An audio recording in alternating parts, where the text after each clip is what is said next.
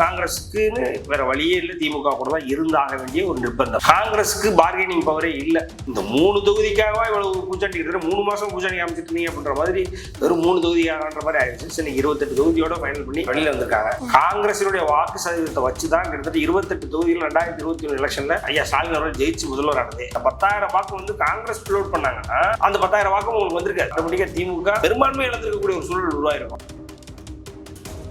இவ்வளவு செல்வ பிறந்தையவர்கள் ஏறக்குறைய திமுகவின் ஊதுகுழலாகத்தான் இருக்காங்க. மற்றவன் வந்து ஆட்சி அதிகாரத்துல பங்கு, ஆட்சியில பங்கு அப்படிலாம் கேட்கும் பொழுது செல்வ பிறந்தை அதெல்லாம் நாங்கள் கேட்கவில்லை அப்படின்னு. அதெல்லாம் நீங்க கேட்கணும். ஐடியா நீங்க தான் காங்கிரஸோட தலைவர், நீங்க தானே அதெல்லாம் கேட்கணும் அப்படின்னா அது ஒரு புரியவே இல்லை. 2.5 வயசு குழந்தைய அந்த பாலியல் வன்கொடுமை பண்ணி சாக அடிக்கிறான்.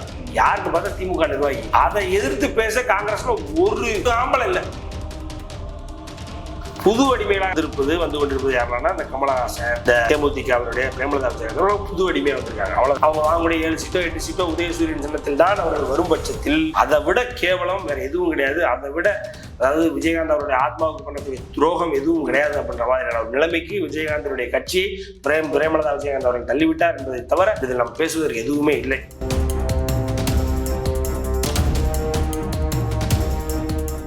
Nirmati Property Management. Contact 7667008888.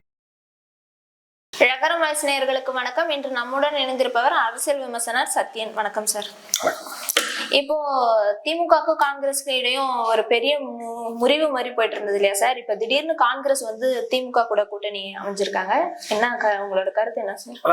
காங்கிரஸை பொறுத்த வரைக்கும் அதாவது வேற வழி இல்லாம இன்னைக்கு திமுகவினுடைய அடிமைத்தனத்தை அதாவது திமுகவிடம் அடிமையாக தான் இருந்துதான் ஆக வேண்டும் என்பதை ஏற்றுக்கொண்டு நீ வாழ்த்து கொண்டிருக்கிறார்கள். இது ஒரு பொருந்தா கூட்டணி தான் சொல்லணும். இந்த கூட்டணியில் இனி வேற ஆப்ஷனே கிடையாது அப்படின்ற மாதிரி ஆயிடுச்சு பாருங்க. என்னன்னா இன்னைக்கு அவங்களுக்கு வேற ஏதாவது ஆப்ஷன் இருக்கா அப்படின்னா அவங்க வெளியில எக்ஸ்ப்ளோர் பண்ணாங்க. ஒரு எடுத்துக்காட்டுக்கு விஜய் அவர்கள் கூட சேர்றதா சொன்னாங்க. ஆனால் விஜய் அவர்கள் வந்து ரீசெண்டாக அவரை சுற்றி நடந்துட்டு இருக்க விஷயம் பார்க்கும்பொழுது எவனும் அந்த பணியூர் பக்கமே போகக்கூடாது அப்படின்ற அளவுக்கு விஜய் பண்ணி வச்சிட்டார். ரொம்ப அசிங்கமாக பண்ணி வச்சிருக்காரு. ஸோ அதனால வந்து இன்னைக்கு அந்த ஒரு ஆப்ஷனும் இழந்து நிற்கிது. யாரு பேசிக்கலி அந்த இருந்த ஒரு ஆப்ஷனும் காங்கிரஸ் இழந்து நிற்கவும் இப்போ காங்கிரஸ்னால என்டிஏ கூட்டணிக்குள்ள போக முடியாது. அங்கே பாஜக இருக்கு. அப்போ காங்கிரஸுக்குன்னு வேற வழியே இல்லை, திமுக கூட தான் இருந்தாக வேண்டிய ஒரு நிர்பந்தம். காங்கிரஸுக்கு பார்கெனிங் பவரே இல்லை. ஸோ யாரையும் காமிச்சு பூச்சாண்டி கட்டுறது இது வரைக்கும் விஜய்னாங்க. போன வாரம் வெள்ளிக்கிழமை அதையும் சொல்ல முடியாத ஒரு சூழ்நிலை ஆயிடுச்சு. ஸோ அதனால இனி நீ என் கூட தான் இருந்தாகணும், நான் சொல்றதை கேட்டு ஒழுங்கா இரு அப்படின்ற மாதிரியான அந்த டாமினேஷனுக்குள்ள அந்த மாஸ்டர் ஸ்லேவ் அப்படின்ற ஒரு இடத்துக்குள்ள மாஸ்டராக டிஎம்கே ஆயிடுச்சு. ஸோ அதனால வேற வழி இல்லாமல் இவங்க 25 தொகுதி கேட்டாங்க. அதாவது இவங்க 25 தொகுதி அப்படின்னு சொல்லி கொடுத்தாங்க டிஎம்கே. இவங்க 40 தொகுதி கேட்டாங்க. அப்புறம் 35 வந்தாங்க. அப்புறம் 33 வந்தாங்க.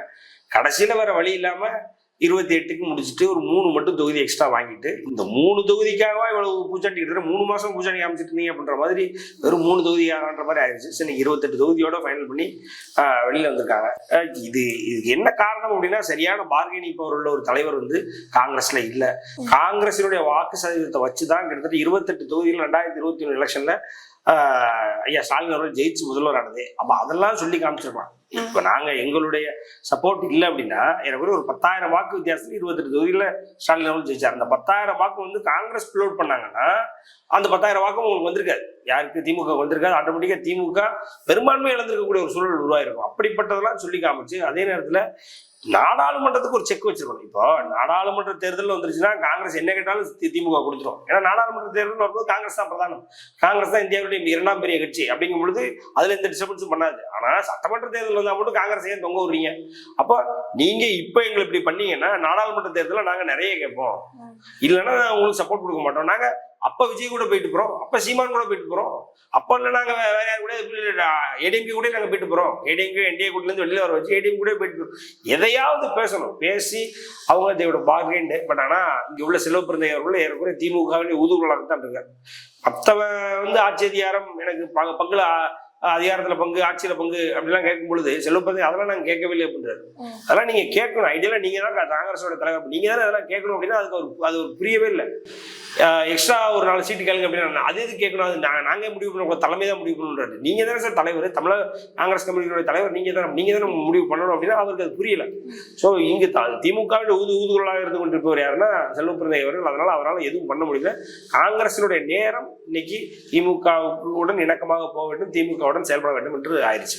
இப்போ 2021 இப்ப எக்ஸ்ட்ரா 3 தொகுதி தான் இடஒதுக்கீடு பண்ணிருக்காங்க, அது திமுக பக்கத்துல இருந்து. ஏன் சார் அதுக்கு மேல இடஒதுக்கீடு பண்ண? இல்ல அதுதான் இப்போ 2021லயே 25 வாங்கியிருக்காங்க அப்படின்னா இப்போ இந்த ஆட்சியில நடக்கக்கூடிய பிரச்சனைகள், கஷ்டங்கள், கவலைகள், எவ்வளவோ பாலியல் துன்புறுத்தல்கள், பெண்களுக்கு எதிரான பிரச்சனைகள் ரோட்ல போட்டு வெட்டிட்டு இருக்காங்க. அன்னைக்கு தான் நாங்குநேரில் நான் பிறந்த நாங்குநேரில் அன்னைக்கு ஒரு சம்பவம் நடந்தது.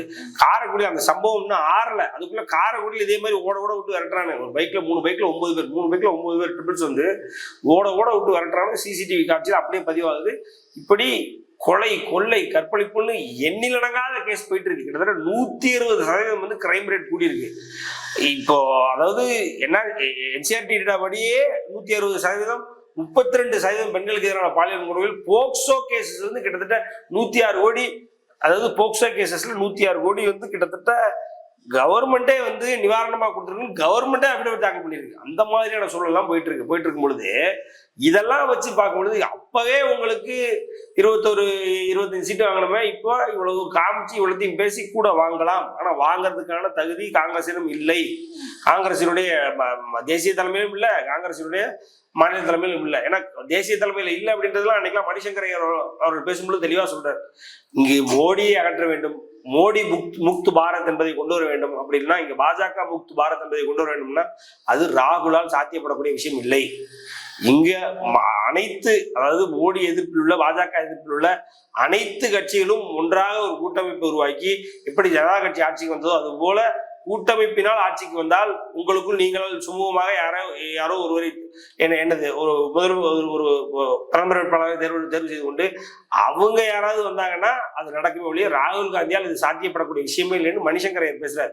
காங்கிரசினுடைய முன்னாள் முக்கியஸ்தர், முன்னாள் தலைமை பொறுப்புகளில் இருந்தவர், முன்னாள் அமைச்சர், முன்னாள் இணையமைச்சர், பல வருடம் எம்பியா இருந்தவர், தமிழ்நாட்டை சேர்ந்தவர். அவர் சொல்றாரு.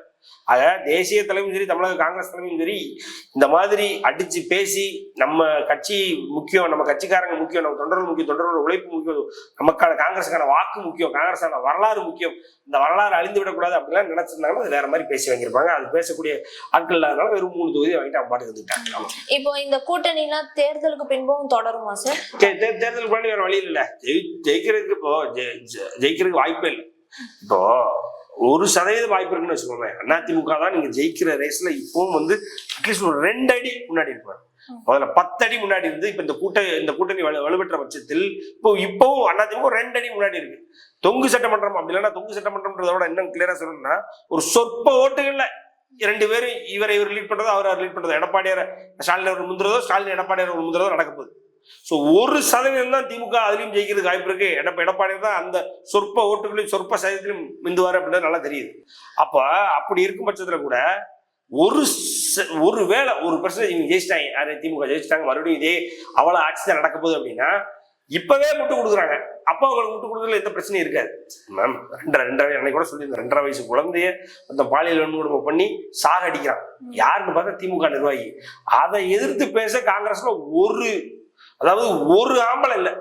அதை எதிர்த்து பேச காங்கிரஸ்ல ஒரு நியாயமான ஒரு மானசம் இல்லை. அப்ப காங்கிரஸ் எவ்வளவு அடிமைத்தனத்தை எம்ப்ரேஸ் பண்ணி வாழ்றாங்க பாருங்க. அப்ப அப்படி இருக்கக்கூடிய காங்கிரஸ் ஜெயிச்சிருச்சு. ஒருவேளை திமுக அப்படின்னா ஏன் இருக்காது, தொடரும். அதனால ஒன்றும் பிரச்சனை இல்லை. இப்போ தேமுதிக வந்து புதுசா திமுக இணைஞ்சிருக்காங்க. அதாவது தொடர்ந்து தோல்வியை சந்திக்கிறனால தான் அவங்க திமுக இணைஞ்சிருப்பாங்களா? ஒரு வெற்றி தரும் புது அடிமை. அதாவது திமுகவை பொறுத்தவரை பழைய அடிமை, புது அடிமைன்னு 2ஆ பிரிச்சுக்கலாம். பழைய அடிமைகள் யாருன்னா அஸ்யூஷுவலா ஐயா மதிமுகவுடைய வைகோ அவர்கள், விடுதலை சிறுத்தைகளுடைய திருமாவளவன் அவர்கள், இடது கம்யூனிஸ்ட், வலது கம்யூனிஸ்ட், அவங்க எல்லாரும் பழைய அடிமைகள். புது அடிமைகளாக வந்து கொண்டிருப்பது யாருன்னா இந்த கமலஹாசன், இந்த தேமுதிக அவருடைய பிரேமலதா விஜயகாந்த் புது அடிமையா வந்திருக்காங்க. அவ்வளவுதான். ஒண்ணுல ஒரு ராஜ்யசபா சீட் இன்னைக்கு பாத்தீங்கன்னா அறிவிச்சிட்டாங்க. சுதீஷ் அவர்கள் தான் ராஜ்யசபா சீட்டுக்கு கண்டெஸ்ட் பண்ண போறாருன்னு அறிவிச்சிட்டாங்க. இதுதான் இந்த மொத்த கட்சியை மடகு வைப்பதற்கு காரணம். விஜயகாந்த் அவருடைய மைத்துனர் பிரேமலதா அவருடைய தம்பிக்கு அந்த சீட்டை, ராஜ்யசபா சீட்டை வாங்கி கொடுத்து அவர் ராஜ்யசபா MP ஆக்கிடணும் அப்படின்ற ஒரே நோக்கமே தான் தவிர வேற எந்த நோக்கம் அவங்களுக்கு கிடையாது. அதனால இன்னைக்கு உள்ள சேர்த்து இன்னைக்கு புது அடிமையா திமுக என்லிஸ்ட் பண்ணியிருக்காங்க, அவ்வளவுதான். இன்னும் பாத்தீங்கன்னா சின்னத்தை இழந்துட்டாங்க. இந்த தடவை அவங்களால ஒரு சின்னத்துல போட்டியிட முடியாது. வேற எந்த சின்னமாவது வாங்கினால் நல்லது. ஒருவேளை கேவலம் அவங்களும் உதயசூரியன் சின்னத்தில் தான் போட்டி போட வேண்டும் என்ற ஒரு நிலைமையை உருவாக்கி இந்த உதயசூரியன் சின்னத்தில் தான் அவங்க வாங்கக்கூடிய 7 சீட்டோ 8 சீட்டோ உதயசூரியன் சின்னத்தில் தான் அவர்கள் வரும் பட்சத்தில் அதை விட கேவலம் வேற எதுவும் கிடையாது. அதை விட அதாவது விஜயகாந்த் அவருடைய ஆத்மாவுக்கு பண்ணக்கூடிய துரோகம் எதுவும் கிடையாது அப்படின்ற மாதிரியான ஒரு நிலைமைக்கு விஜயகாந்தனுடைய கட்சியை பிரேமலதா விஜயகாந்த் அவர்கள் தள்ளிவிட்டார் என்பதை தவிர இதில் நம்ம பேசுவதற்கு எதுவுமே இல்லை. காங்கிரஸ் கூட லைட்டா எட்டி பார்த்தான், அது பண்ண முடியாது, இது பண்ண முடியாது, நான் அப்படி பண்ணுவேன் அப்படி பண்ணுவேன், நான் வெளியில போய் வச்சுக்கணும். இந்த அடிமைகள்லாம் அப்படி சைலண்டா பஸ்பத்தை அடக்கி சர்வ நாடியும் அடக்கி ஒடுங்கி வாழ்ந்துட்டு இருக்காங்க. கமலஹாசன்லாம் எவ்வளவு பெரிய அரசியல்வாதியா நான் வந்துருவேன் அப்படின்னு அவர் பேசிட்டு இருக்காரு தெரியுமா? எவ்வளவு தமிழ்நாட்டை எவ்வளவு கொடுமைகள் எவ்வளவு கஷ்டம் நடந்துட்டு இருக்கு. ஒரு கஷ்டம் ஒரு கொடுமை ஒரு பிரச்சனை வாய்ந்தவரும் திறக்க மாட்டான்.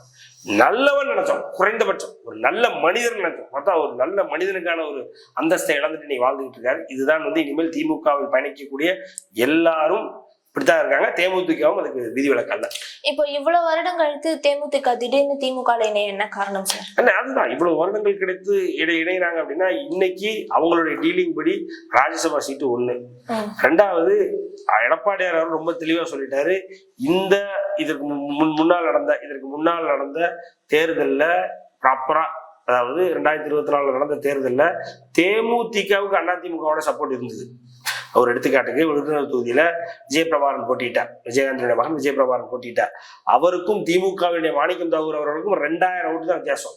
அவ்வளவு வேலை பார்த்து கொடுத்தவங்க அதிமுக. ஆனா அதிமுகவுக்கு தேமுதிக வேலை பார்த்ததா, ஒழுங்கா வேலை பார்த்துதான் ஜெயிச்சிருக்கலாம் அப்படின்ற ஒரு நிலைமை 2024 ஒரு 4 சீட்டா ஜெயிச்சிருக்கலாம் அப்படின்ற ஒரு நிலைமை இருந்தது அதிமுகவுக்கு. அதிமுகவுக்கு அது ஒரு மிகப்பெரிய வருத்தம், அது ஒரு மிகப்பெரிய கவலையா இருந்தது. தேமுதிக நம்மளை ஏமாத்திட்டான் நம்ப வச்சு அப்படின்ற ஒரு கவலை இருந்தது.